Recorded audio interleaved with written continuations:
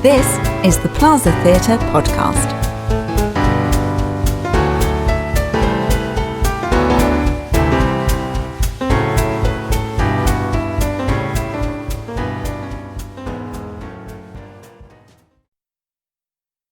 The Boor by Anton Chekhov. Luka is played by Matthew Ellison, Mrs. Popova is Jane Russell, and Smirnov is Michaela Zadra. Directed and edited by Georgette Ellison.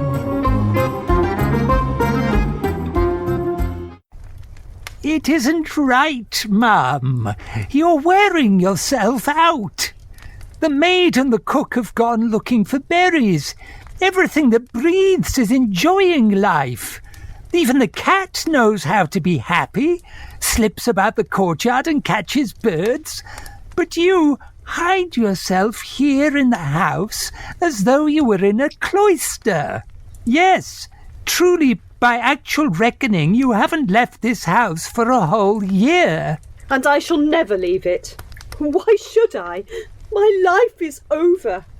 He lies in his grave, and I have buried myself within these four walls. We are both dead. Oh, there you are again. It's too awful to listen to, so it is. Nikolai Mikhailovich is dead. It was the will of the Lord, and the Lord has given him eternal peace. You have grieved over it, and that ought to be enough. Now it's time to stop. One can't weep and wear mourning forever. My wife died a few years ago. I grieved for her. I wept a whole month, and then it was over. Must one be forever singing lamentations?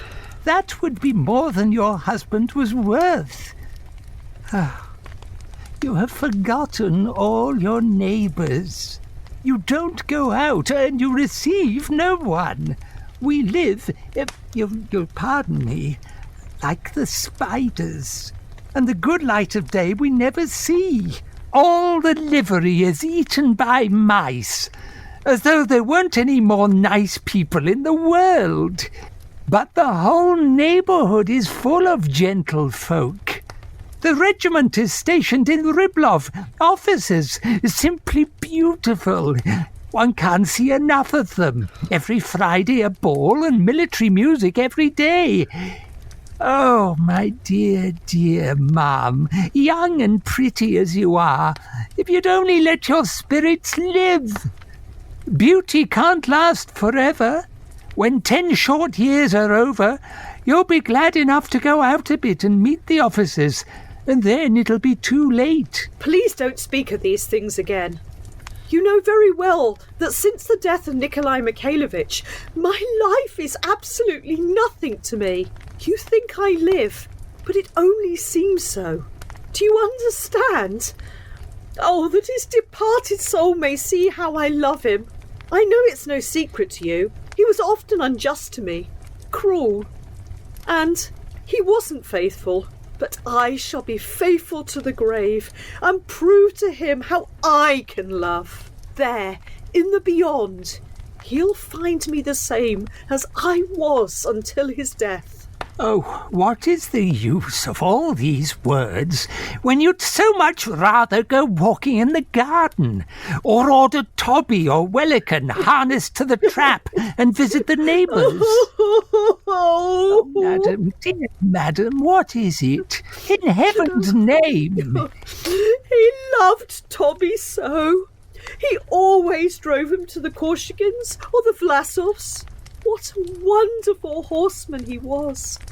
How fine he looked when he pulled at the reins with all his might. Tobby, give him an extra measure of oats today. Yes, Mum. What's that? I am at home to no one. Yes, Mum. You shall see, Nikolai, how I can love and forgive. My love will die only with me when my poor heart stops beating.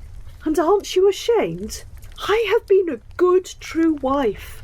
I have imprisoned myself, and I shall remain true until death. And you're not ashamed of yourself, my dear monster. You quarrelled with me, left me alone for weeks. Oh, ma'am, someone is asking for you, insists on seeing you. You told him that since my husband's death, I received no one. I said so, but he won't listen. He says it is a pressing matter. I receive no one. I told him that, but he's a wild man. He swore and pushed himself into the room. He's in the dining room now. Oh, good. Show him in. The impudent. Oh, what a bore people are. What can they want with me? Why do they disturb my peace? Yes, it is clear. I must enter a convent. Yes, a convent. Sir, no, you must not go in there. You make too much noise. You're an ass. Madam, I have the honor to introduce myself. Lieutenant in the artillery, retired, country gentleman, Grigory Stepanovich Smirnov. I'm compelled to bother you about an exceedingly important matter. What is it you wish? Your deceased husband, with whom I had the honor to be acquainted, left me 2 notes amounting to about 1,200 rubles. Inasmuch as I have to pay the interest tomorrow on a loan from the agrarian bank, I should like to request, madam, that you pay me the money today. 1,200? And for what was my husband indebted to you? He bought oats from me. Don't forget to give Toby an extra measure of oats. If Nikolai Mikhailovich is indebted to you, I shall of course pay you. But I am sorry, I haven't the money today. Tomorrow, my manager will return from the city, and I shall notify him to pay you what is due you. But until then, I cannot satisfy your request. Furthermore, today is just 7 months since the death of my husband, and I am not in the mood to discuss money matters. And I am in the mood to flap the chimney with my feet in the air if I can't lay hands on the interest tomorrow. They will seize my estate. Day after tomorrow, you will receive the money. I don't need the money day after tomorrow. I need it today. I'm sorry, I can't pay you today. And I can't wait until the day after tomorrow. But what can I do if I haven't it? So you can't pay? I cannot. Is that your last word? My last. Absolutely. Absolutely. Thank you. And they expect me to stand for all that. The tall gatherer just now met me in the road and asked me why I was always worrying. Why, in heaven's name, shouldn't I worry? I need money. I feel the knife at my throat. Yesterday morning, I left my house in the early dawn and called on all my debtors. If even one of them had paid his debt, I wore the skin off my fingers. The devil knows in what sort of inn I slept, in a room with a barrel of brandy. And now, at last, I come here, 70 versts from home. Hope for a little money. And all you give me is moots. Why shouldn't I worry? I thought I made it plain to you that my manager will return from town, and then you will get your money. I did not come to see the manager. I came to see you. What the devil... Pardon the language. Do I care for your manager? Really, sir, I am not used to such language or such manners. I shan't listen to you any further. What can one say to that? Moods. 7 months since her husband died. Do we have to pay the interest or not? I repeat the question. Have I to pay the interest or not? The husband is dead and all that. The manager, he is, the devil with him, traveling somewhere. Now, tell me, what am I to do? Shall I run away from my creditors in a balloon? Or knock my head against a stone wall? If I call on Gruzdev, he chooses it to be not at home. Iroshevich has simply hidden himself.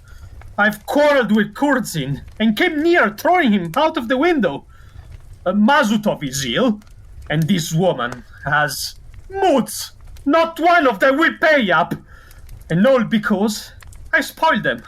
Because I'm an old whiner, a dish rag. I'm too tender-hearted with them. But wait, I allow nobody to play tricks with me. The devil with them all. I'll stay here and not budge until she pays. Ah, how angry I am. How terribly angry I am. Every tendon is trembling with anger, and I can hardly breathe. I'm even growing heel. Servant! What is it you wish? Bring me kvass or water. Well, what can we do? She hasn't an end. What sort of logic is that?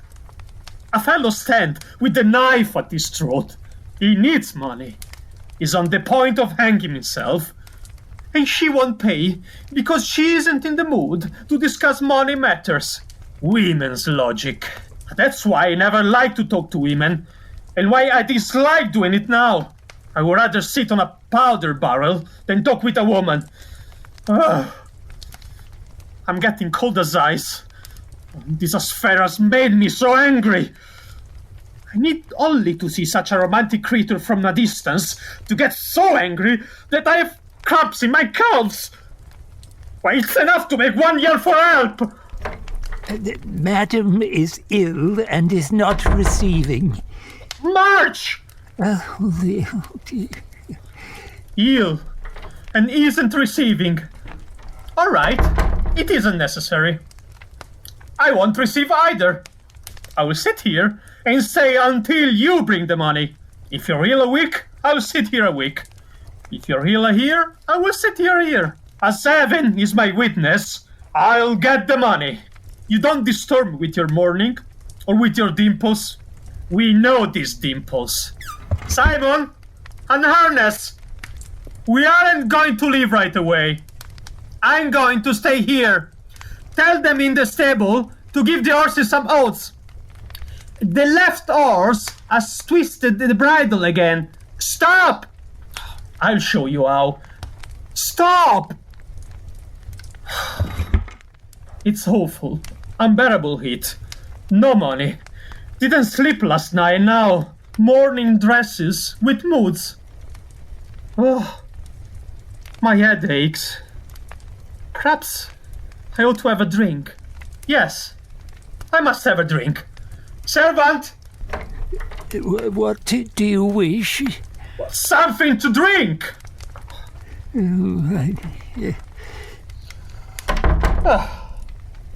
A fine figure. No use denying that. Dust. Dirty boots. Unwashed. Uncombed. Straw on my vest. The lady probably took me for a highwayman. Was a little impolite to come into reception room with such a cloth. Ah well, no harm done. I'm not here as a guest. I'm a creditor. And there is no special costume for creditors. You take great liberty, sir. What? I just... Who are you talking to? Keep quiet! Nice mess. This fellow won't leave. Oh, dear. Lord, how angry I am. Well, angry enough to throw mud at the whole world. I even feel ill. Servant! Sir, in my solitude I have become unaccustomed to the human voice, and I cannot stand the sound of loud talking. I beg you, please, to cease disturbing my rest. Pay me my money and I will leave.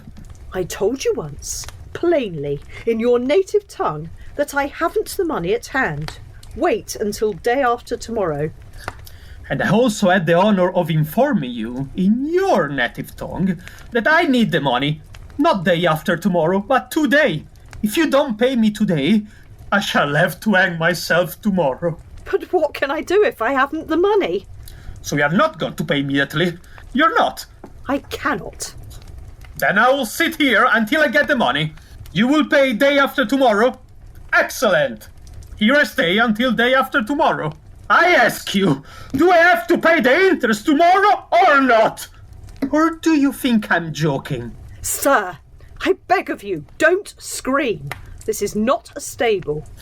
I'm not talking about stables. I'm asking you whether I have to pay that interest tomorrow or not. You have no idea how to treat a lady. Oh, yes, I have.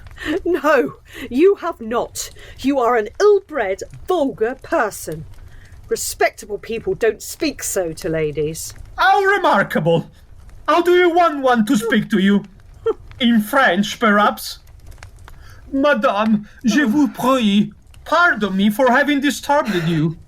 Oh, what a beautiful weather we're having today. And how this morning becomes you. Not at all funny. I think it vulgar. Not all funny. Vulgar. I don't understand how to behave in the company of ladies. Madam, in the course of my life, I've seen more women than you as sparrows. 3 times I fought duels for women. 12 I jilted, and 9 jilted me. There was a time when I played the fool, used honeyed language, bowed and scraped. I loved, suffered, sighed to the moon, melted in love torments. I loved passionately. I loved to madness, loved in every key, chattered like a magpie on emancipation, sacrificed half my fortune in the tender passion, until now, the devil knows, I've had enough of it. Your obedient servant will let you lead him around the nose no more. Enough! Black eyes, passionate eyes, coral lips, dimples in cheeks, moonlight whispers, soft, modest sighs. For all that, madam, I wouldn't pay a kopeck. I am not speaking of present company, but of women in general.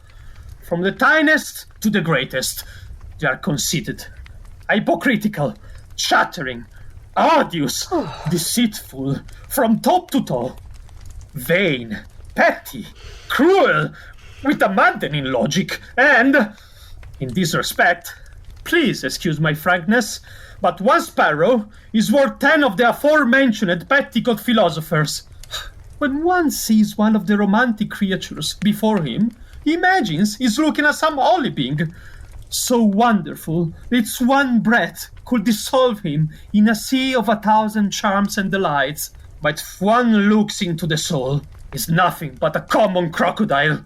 But the worst of all is that this crocodile, imagine it, is a masterpiece of creation, and that it has the monopoly on all the tender passions. May the devil hang me upside down if there is anything to love about a woman. When she's in love, all she knows is how to complain and shed tears. If the man suffers and makes sacrifices, she swings her train about and tries to lead him by the nose. Oh, you have the misfortune to be a woman, and naturally you know a woman's nature. Tell me, on your honor, have you ever in your life seen a woman who was really true and faithful? Never. Only the old and the deformed are true and faithful. It's easier to find a cat with horns or a white woodcock than a faithful woman. But allow me to ask, who is true and faithful in love? The man, perhaps? Yes, indeed, the man. The man! The man! True and faithful in love. Well, that is something new. How can you make such a statement? Men, true and faithful? So long as we have gone thus far, I may as well say that of all the men I have known, my husband was the best. I loved him passionately, with all my soul, as only a young, sensible woman may love. I gave him my youth, my happiness, my fortune, my life. I worshipped him like a heathen. And what happened? This best of men betrayed me in every possible way. After his death, I found his desk filled with love letters. While he was alive, he left me alone for months. It is horrible even to think about it. He made love to other women in my very presence. He wasted my money and made fun of my feelings. And in spite of everything, I trusted him and was true to him. And more than that, he is dead, and I am still true to him. I have buried myself within these 4 walls, and I shall wear this mourning to my grave. Mourning! What on earth do you take me for? As if I didn't know why you wore this black domino and why you buried yourself within these four walls. Such a secret. So romantic. Some night we'll pass the castle, gaze up at the windows and think to himself, here dwells the mysterious Tamara who, for love of her husband, has buried herself within four walls. Ah! I understand the art. What? What do you mean by saying such things to me? You have buried yourself alive, but meanwhile, you have not forgotten to powder your nose. How dare you speak so? Don't scream at me, please. I am not the manager. Allow me to call things by the right names. I am not a woman, and I'm accustomed to speak out what I think. So please, don't scream. I'm not screaming. It is you who are screaming.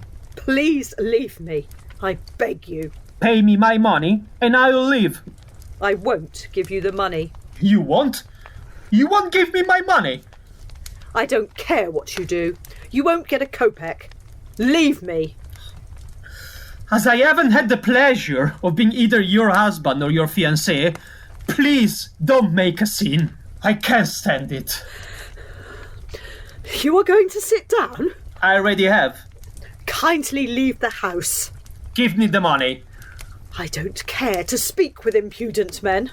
Leave. You aren't going? No. No? No. Very well. Luka, show the gentleman out. Sir, why don't you leave when you are ordered? What do you want? Whom do you think you're talking to? I will grind you to powder. Oh, good Lord. Oh, I'm ill. I can't breathe. Where is Dasha? Dasha! Palacia! Dasha! They're all gone. I'm ill. Water. Leave. Get out. Kindly be a little more polite. You are vulgar. You're a boor, a monster. What did you say? I said you were a boor, a monster. Permit me to ask what right do you have to insult me? What of it? Do you think I'm afraid of you? And you think that because you are a romantic creature, you can insult me without being punished? I challenge you. Merciful heaven, water! We'll have a duel. Do you think because you have big fists and a steer's neck, I'm afraid of you? I allow no one to insult me, and I make no exception because you are a woman, one of the weaker sex. Boor! Boor! Boor! It is high time to do away with the old superstition that it is only the man who is forced to give satisfaction. If there is equity at all, let there be equity in all things. There is a limit. You wish to fight a duel? Very well. Immediately. Immediately. My husband had pistols. I'll bring them. Oh, what a pleasure it'll be to put a bullet in your impudent head. The devil take you. I'll shoot her down. I'm no fledgling, no sentimental young puppy. For me, there is no weaker sex. Oh, sir, have mercy on me, an old man, and go away. You have frightened me to death already, and now you want to fight a duel. A duel? That's equity. Emancipation. That's why the sexes are made equal. I'll shoot her down as a matter of principle. What can a person say to such a woman? The devil take you. I'll put a bullet in your impudent head. What can one say to that? She was angry. Her eyes blazed. She accepted the challenge. On my honor. It's the first time in my life that I ever saw such a woman. Oh, sir, go away. Go away. That is a woman. I can understand her. A real woman. Not shilly-shallying, but fire, powder, and noise. It would be a pity to shoot a woman like that. Sir, go away. pistols. But before we have our duel, please show me how to shoot. I have never had a pistol in my hand before. God be merciful and have pity upon us. I'll go and get the gardener and the coachman. Why has this horror come to us? You see, there are different kinds. There are special dueling pistols with a cap and ball. But these are revolvers. Smith & Wesson with ejectors. Fine pistols. A pair like that costs at least 90 rubles. This is the way to hold a revolver. Those eyes are real, woman. Like this? Yes, that way. Then you pull the hammer back. So, then you aim. Put your head back a little. Just stretch your arm out, please. So, then you press your finger on the thing like that, and that is all. The chief thing is, don't get excited, don't hurry your aim, and take care that your hand doesn't tremble. It isn't well to shoot inside. Let's go into the garden. Yes, I'll tell you now. I'm going to shoot into the air. That is too much. Why? Because, well, that's my business. You are afraid. Yes. Ah, no, my dear sir. No flinching. Please follow me. I won't rest until I've made a hole in that head I hate so much. Are you afraid? Yes, I'm afraid. You are lying. Why won't you fight? Because I like you. You like me? He dares to say he likes me. Go. Listen, are you still angry? I was mad as the devil, but please understand me. How can I express myself? The thing is like this. Such things are... Now, is it my fault that you owe me money? The devil know what a breakable furniture you have. I like you. Do you understand? I'm almost in love. Leave. I hate you. Lord, what a woman. I never in my life met one like her. I'm lost. Ruined. I've been caught like a mouse in a trap. Go, or I'll shoot. Shoot! You have no idea what happiness it will be to die in sight of those beautiful eyes. To die from the revolver in this little velvet hand. I am mad. Consider it. And decide immediately. For if I go now, we shall never see each other again. Decide. Speak. I'm a noble. A respectable man. I have an income of 10,000. Can shoot a coin, throw into the air. I own some fine horses.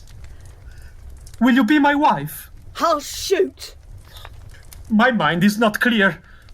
I can't understand. Servant, water! I've fallen in love, like any young man. I love you. I love you, as I've never loved before. 12 women I jilted, and 9 jilted me. But no one of them all have I loved as I love you. I'm conquered, lost. I lie at your feet like a fool and beg for your hand. Shame and disgrace. For 5 years I haven't been in love. I thank the Lord for it. And now I'm caught, like a carriage tongue in another carriage. I beg for your hand. Yes or no? Will you? Good. Wait a minute. Well? Nothing. You may go. But... wait a moment. No. Go on. Go on. I hate you. Or No, don't go. Oh, if you knew how angry I was, how angry! My finger is swollen from this thing. What are you standing there for? Get out! Farewell! Yes, go! Why are you going? Wait, no, go! Oh, how angry I am! Don't come too near. Don't come too near. Come. No nearer. How angry I am with myself! Fall in love like a schoolboy. Throw myself on my knees. I've got a chill. I love you. This is fine. All I needed was to fall in love. Tomorrow I have to pay my interest. The harvest has begun, and then you appear. I can never forgive myself. Go away. Take your hands off me. I hate you. Oh, you. This is... Oh. Merciful heavens!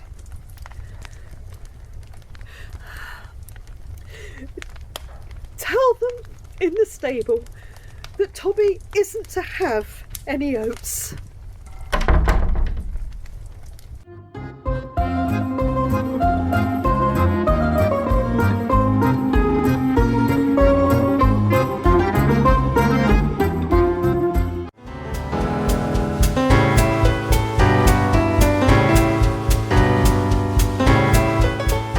Thank you for listening to the Plaza Theatre podcast. Although the theatre is closed, keeping the building maintained still costs money. If you've enjoyed our podcast today, please consider making a donation to keep theatre alive in Romsey. Visit plazatheatre.com for more details.